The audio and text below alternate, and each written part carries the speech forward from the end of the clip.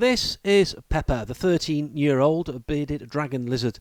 Pepper is lucky. He lives in a pet shop in Llandudno and enjoys a good life with all the heating and food a lizard needs. But as his owner, pet shop owner Helen Brookhouse, told me, the cost of living crisis means that not all bearded dragons are as lucky. She's been getting phone calls about costs from worried owners. Last month especially, a lot of people have been phoning, worried that how to keep their bearded dragon because of the cost of the electricity. If you were looking back in June, that was costing 25p a day, and now you're looking about 41p. So that cost, obviously the feeding as well. You've got live food, a couple of boxes a week, £5.50, and there's been an increase in prices with the live food as well. So people are worried. £11 a week, really, £12 a week to keep it going. With the cost of living increasing almost by the day, a lot of pet owners will have been doing the maths and agonising over what will have to go, heating and eating, or the family pet.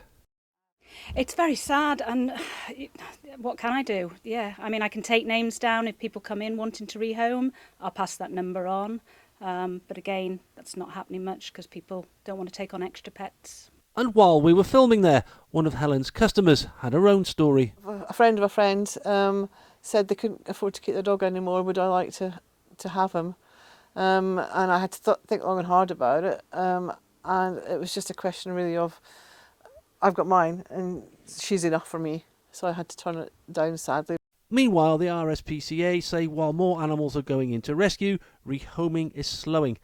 They've just launched their annual Adoptober campaign, encouraging prospective pet owners to give a rescued animal a home. COVID, we saw a huge amount of interest and people really wanted to be rehoming. They were at home more, they had a bit more time. But as life's gone a little bit back to normal and we're seeing impacts from the cost of living crisis, we're seeing less interest in people wanting to come forward and adopt those animals now, especially cats like Tiger Lily with ongoing medical needs or maybe a little bit older in life, needing that extra little bit of care. So we are seeing less forms coming through for those animals where we previously would have had a quicker output. It is a demonstration of just how this cost of living crisis hits every aspect of life and is forcing hard and upsetting choices down to the pets we love. Ian Lang, ITV News, Llandudno.